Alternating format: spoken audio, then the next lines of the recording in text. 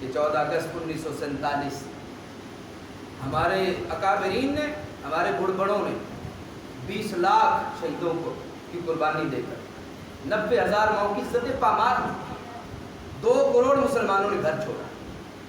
مدینہ منورہ کے بعد پاکستان دنیا کے نقشے پہ واحد ملک ہے جو اس نظریے پہ بنا جس نظریے پہ مدینہ منورہ بنا۔ یہ مدینہ منورہ کا عکس جمیل ہے، پہلا ملک کائنات میں کلمے اور دین کی بنیاد بننے والا وہ مدینہ منورہ ہے، اور دوسرا پوری کائنات میں اگر وہ دیش ہے تو وہ پاکستان ہے۔ یہ سفید باپوں سے پوچھے کیا کیا ظلم ہوا۔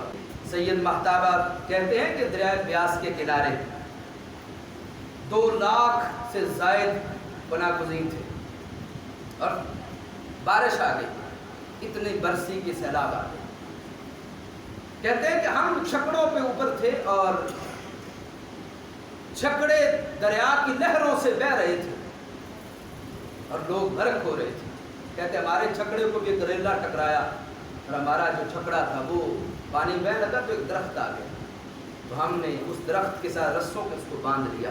کہتے ہیں لیکن دوسرے چھکڑے پر میرے والد تھے، میری والدہ تھی، میری بیوی بچے تھے، میری بہن تھی۔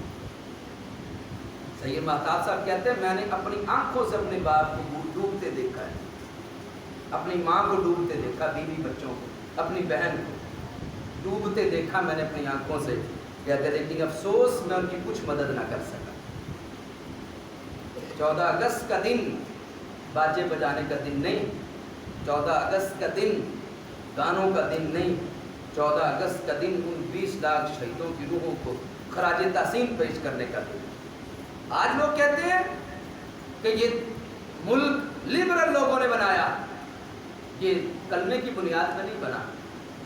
خدا کی قسم اتنی قربانیاں بندہ صرف دین کے نام پہ ہی دے سکتا ہے۔ اور ادھر لکھا ہے کانگڑا سے 60 مسلمان نکلے چھپ چھپا کر ہندوؤں سکھوں سے، درختوں کے بیچ سے، مرد اور عورتیں 60 ان کی تعداد تھی۔ تو کہتے ہیں رستے میں ہندوؤں اور سکھوں کے جتھے نے دیکھ لیا، پہ حملہ کر دیا۔ ان 60 میں سے 22 بندے شہید ہو گئے، کئی عورتیں لاپتہ ہو۔ کہتے پھر ہم جمع ہوئے، اور جب جمع ہوئے تو 20 تعداد تھی، 60 میں سے 40 مارے گئے یا گم ہو گئے۔ اللہ اکبر۔ کہتے ہیں کہ جب ہم پاکستان کے بارڈر کے پاس پہنچے تو سکھ سپاہیوں نے گولیاں مارنی شروع کر دی۔ ان 20 میں سے 11 پھر شہید ہو گئے، اور کہتے 60 میں سے 9 مسلمان پاکستان پہنچے۔ یہ پاکستان اس طرح بنا، اس طرح پاکستان بنا۔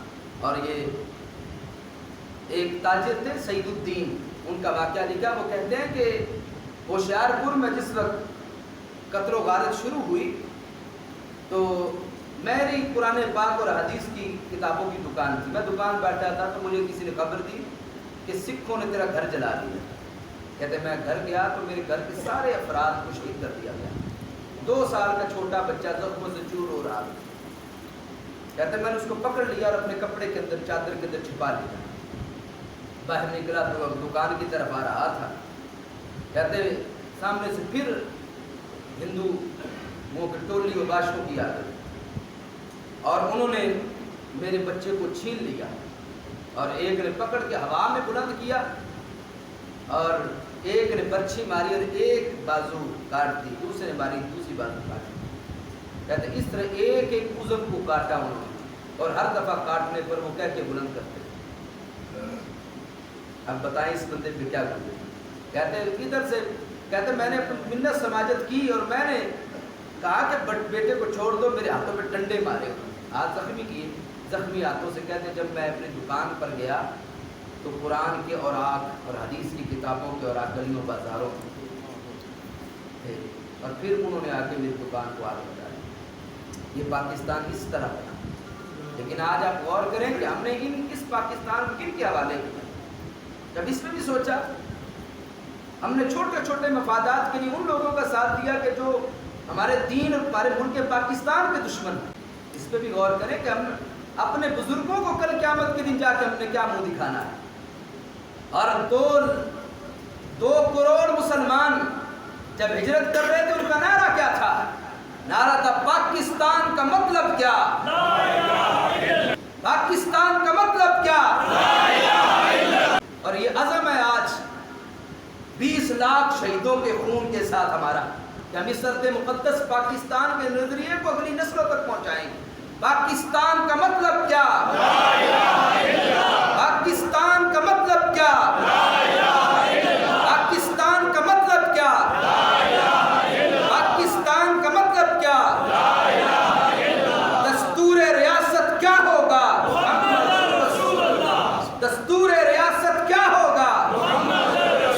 اس نظریے پر 20 لاکھ شہیدوں نے خون دیا۔